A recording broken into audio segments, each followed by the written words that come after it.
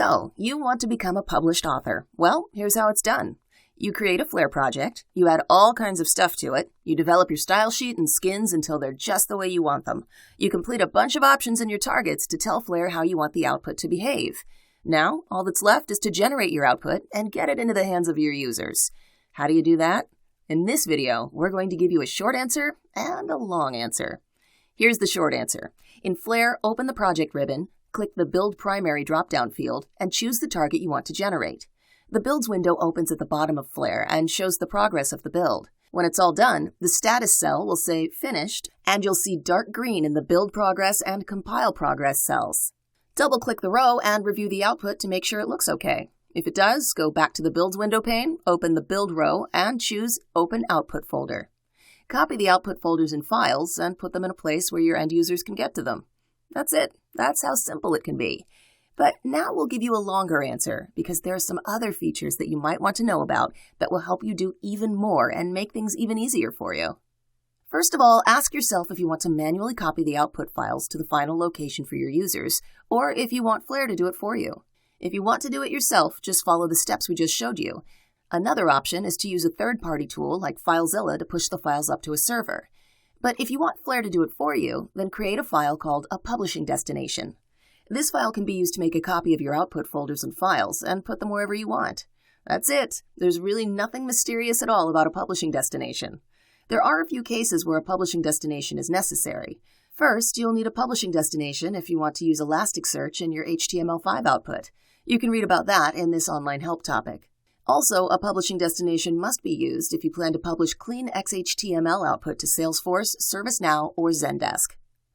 But other than those circumstances, a publishing destination is simply an optional feature that you can use to copy your output files automatically so that you don't have to do it manually. You'll need to create a separate destination file for each unique location where you want to publish output. Here's how you do it. In the project organizer, right-click on the Destinations folder and choose Add Destination. At the bottom of the dialog, give your destination a name and click Add. This will add your destination file to the project organizer, and it will also open it in the destination editor to the right.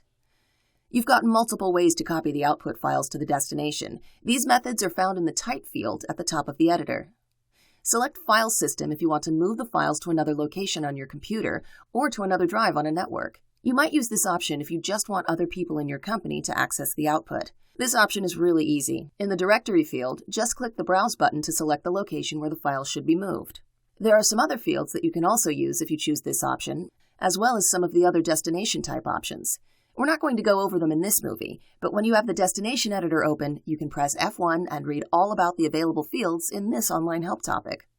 Another option is called Elasticsearch. Select this if you want to use Elasticsearch instead of MadCap Search or Google Search, which you can specify and set up in your target. Elasticsearch provides numerous unique configurable options, including fuzzy matching, which means that it can match similar words that you're searching for. It also has predictive search and autocompletion. After selecting Elasticsearch as the publishing destination type, you can then enter the URL where the search index files from the output will be uploaded.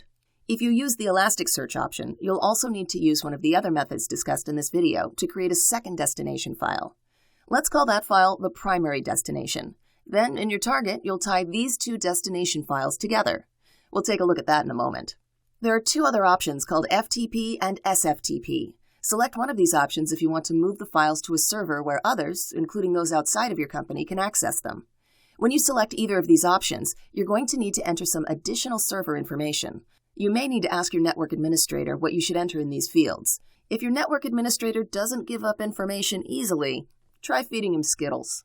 The FTP option is easier to complete, but it's also less secure than SFTP. So SFTP has some additional fields that you need to complete, but it's often the preferred option because of the additional security. Next, there's an option called Source Control. This lets you copy your output folders and files to a mapped version control location. For example, maybe your company's software developers want you to put your output files somewhere on a Microsoft Team Foundation server so they can automatically grab those help files and incorporate them into a build of your company's software application. Rather than manually adding your output files to source control each time, you can do it automatically through your publishing destination file. After selecting the source control option, you need to choose a local directory on your computer to first place the output files. Then you can use the fields in the source control section below to bind the output files to a location on the source control server. Flare can detect if you already have a source control binding, in which case you can use that. Otherwise, you can connect to a new source control location. And finally, there are 3 options called MadCap Connect for Salesforce, MadCap Connect for ServiceNow, and MadCap Connect for Zendesk. You can select any of these if you also included the plugins during your installation of Flare. These options let you publish clean XHTML output to Salesforce, ServiceNow, or Zendesk. After choosing one of these options, there are several fields to complete depending on the option you selected. For more information about each field in the destination editor, see this online help topic. The next thing you need to do is open the target and select that publishing destination. That's how Flare knows where to send the files for a particular output. And remember how we said that you need to create 2 destination files if you intend to use Elasticsearch? Well, here's how you tie those 2 files together. First, select the checkbox next to your primary destination file that uses either the file system, FTP, or SFTP method. Then from this dropdown, choose your Elasticsearch destination file. The good news is you only need to set up the destination file and associate it with the target once. After that, you're good to go. Also, there is one situation where you can use a destination file, but don't need to set it up at all. That's what happens when you've uploaded a project to MadCap Central and you're logged into your license. In that case, you'll automatically see a central destination in the target. All you have to do is select it. Whenever you generate output for a target that's associated with a destination file, you can also select the Publish option to move a copy of those output files to the location specified in the destination file. Now that the destination file is set up, let's take a tour of the Flare interface to see where you can initiate the building and publishing of a target. First, you can use the buttons on the project ribbon. If you use the Publish Primary button before building your output, or if the output is outdated, Flare will ask if you want to generate it. If you say yes, the target will be built, and then the output will immediately publish to your destination afterward. You can also right-click the target file in the project organizer and choose the Build or Publish option from the context menu. Or you can open the target and click the Build or Publish buttons in the target editor.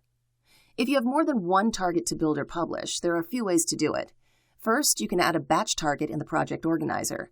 Flare shows all of the targets in your project, and you can use the checkboxes to indicate which ones to build or publish. If you want to build or publish the selected targets right away, you can use the buttons in the local toolbar of the Batch Target Editor. Or you can use the Schedule tab to set up a task to automatically build or publish the targets in the future. This is a good option if you need to set up recurring build and publishing processes. Second, if you want to quickly build or publish multiple targets right away, you can open the Builds window pane. Click the Build Targets button. Find and select the project containing the targets you want to work with, even if it's a different project than the one you have open. Select the appropriate Build and Publish checkboxes and click OK. Third, you can use your computer's command line to build and publish targets, as well as schedule them, similar to the way you use a batch target in Flare. The difference is that you don't have to open Flare at all to use this method. For more information about using the command line, see this online help topic. And finally, if your project is integrated with MadCap Central and you publish a target using the central destination, you can then open the Builds page on Central and you'll see the new build. Alternatively, you can push the latest changes from your Flare project up to Central.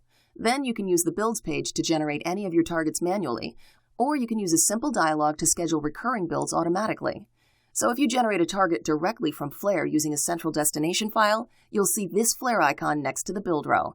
But if you generate the target from Central, you'll see this Central icon instead. Using Central is especially beneficial because you don't need to set up your own server to host your published output. Instead, you simply click this button and your output is set to live, meaning it can immediately be viewed by the general public. Also, if you need to roll back the output for any reason, you can do so in just a few seconds, then republish new output just as easily when you're ready. Another benefit of publishing to Central is that you can make output private, which means that your end users need to log in with a password in order to see the documentation. For more information, see the MadCap Central online help. So as you can see, there are many ways to build and publish your Flare targets. You can make it as simple as you want, or you can use all different kinds of bells and whistles, so to speak. And that, my friends, is how people become published authors.